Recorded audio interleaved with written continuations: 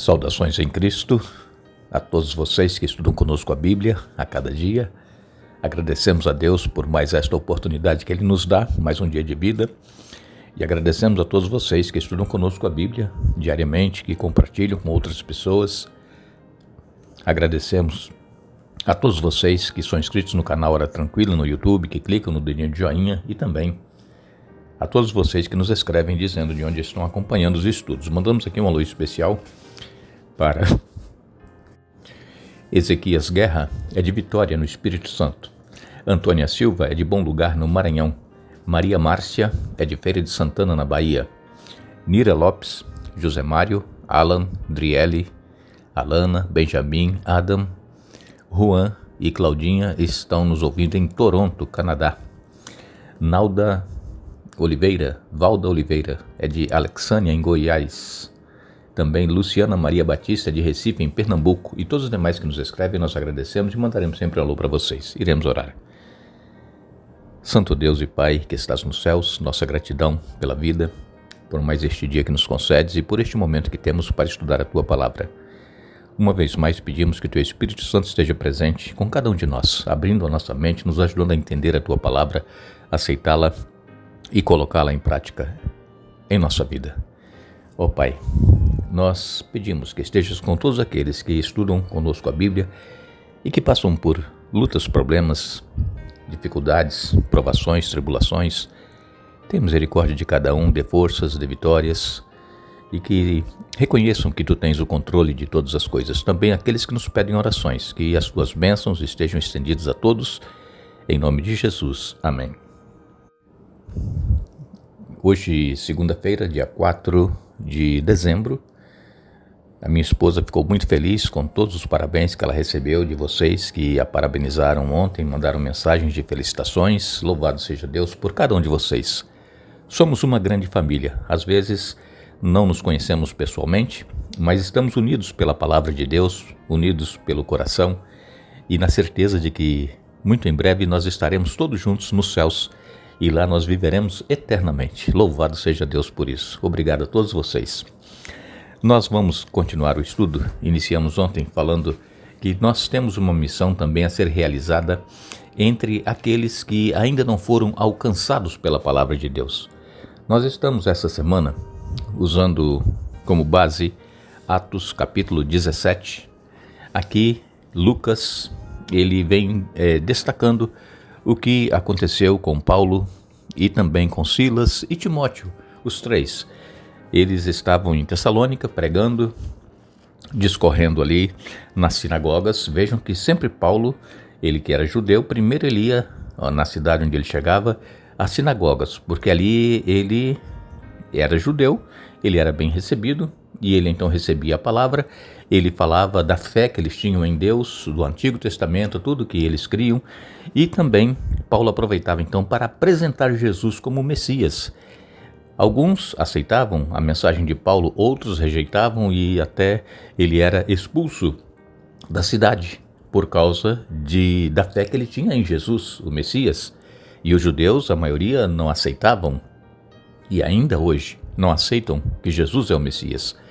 Então, Paulo e Silas foram mandados de Tessalônica para Bereia, e lá em Bereia aconteceu algo assim interessante, porque novamente Paulo vai até as sinagogas e ali ele prega a palavra e expõe a sua fé em Deus e apresenta também a Jesus Cristo. E interessante que os bereanos, o que eles faziam? Eles anotavam o que Paulo estava dizendo e chegavam em casa, eles iam conferir se realmente era assim o que Paulo estava dizendo.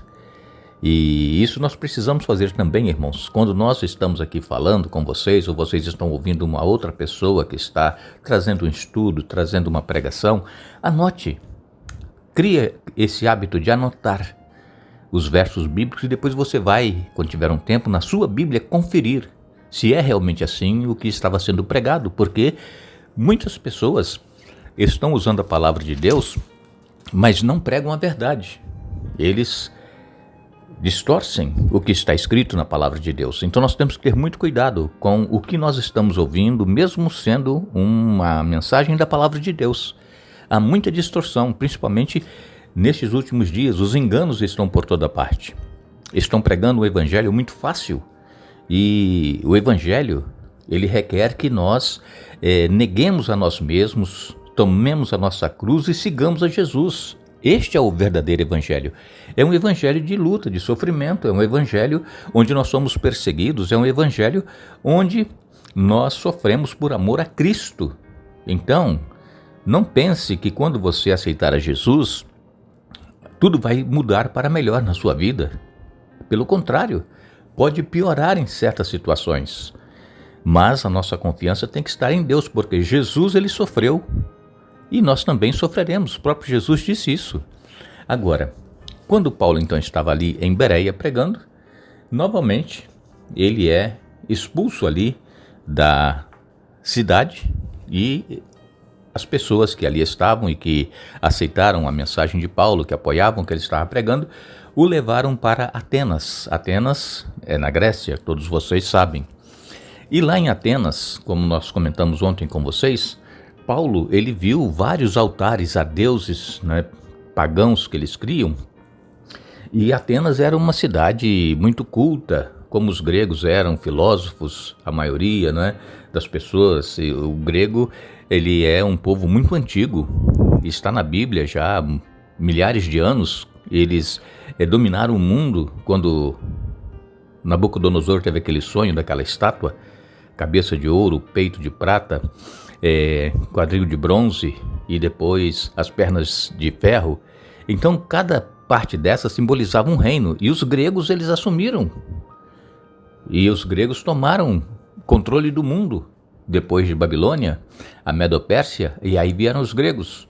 Então, nós sabemos que eles eram pessoas que filosofavam muito. E Paulo, então, vendo aqueles altares, ele encontrou aquele que estava escrito ao Deus desconhecido. Eu vou ler aqui com vocês, Atos capítulo 17, nos versos 18 até o verso 21, nos diz assim: Paulo também debateu com alguns dos filósofos epicureus e estoicos. Quando lhes falou de Jesus e da ressurreição, eles perguntaram: o que esse tagarela está querendo dizer? Outros disseram: parece estar falando de deuses estrangeiros. Então levaram Paulo ao conselho da cidade e disseram: pode nos dizer que novo ensino é esse? Você diz coisas um tanto estranhas e queremos saber o que significam. Convém explicar que os atenienses, bem como os estrangeiros que viviam em Atenas, pareciam não fazer outra coisa senão discutir as últimas novidades. Então, Paulo, ele é levado para explicar que Deus é esse, que mensagem era essa que ele estava pregando. E vejam que aqui Paulo se encontrou com duas classes de pessoas, de filósofos, epicureus e estoicos. Epicureus era uma classe de pessoas que não se importava com o amanhã. Eles queriam viver o hoje e queriam viver de uma maneira sem compromisso e queriam aproveitar a vida. É como diz um ditado, deixa a vida me levar, a vida leva eu. Era assim que eles viviam. Eles queriam viver no prazer. Era a preocupação deles, dos epicureus. Agora, os estoicos, eles eram mais rígidos, eles eram como aqueles judeus ortodoxos, legalistas, e então os epicureus, eles eram mais duros na religiosidade deles. E então esses dois grupos de pessoas levaram Paulo até o conselho para que ele explicasse o que era essa mensagem que ele estava pregando. É interessante nós notarmos que Paulo, ele já disse ontem para vocês, ele era muito culto, ele era um erudito, ele estudou aos pés do grande mestre daquela época, Gamaliel. Então Paulo ele tinha muito conhecimento, muita sabedoria, mas ele pediu a Deus que o Espírito Santo o usasse e que ele pudesse aproveitar as oportunidades para falar aos gregos que não tinham a mesma base de fé que os judeus e nós cristãos. Eles não criam em Deus, eles criam em outros deuses. E Paulo, então, andando ali pela praça de Atenas, ele encontra estes altares e ali ele vê esse altar. ao Deus desconhecido. E é exatamente ali que Paulo então é iluminado pelo Espírito Santo e começa a falar desse Deus que eles ofereciam sacrifícios e que eles não conheciam. Muitas das vezes, irmãos, nós não temos a sabedoria e a iluminação dos altos céus para podermos nos aproximar de pessoas, para falar com elas, apresentar a elas Jesus. Às vezes nós chegamos para as pessoas e já queremos, de início de conversa, colocar na mente da pessoa e expor para ela aquilo que nós cremos, qual é a nossa fé, a nossa doutrina. E isso faz com que nós criemos uma barreira. Nós não vamos conseguir o objetivo de apresentar a Jesus a essas pessoas que não têm a mesma crença que nós, um Deus que criou os céus e a terra. Então nós precisamos procurar algo em comum entre nós e a pessoa ou as pessoas com as quais nós queremos falar. Falar das coisas que nós estamos vendo, que eles creem, que eles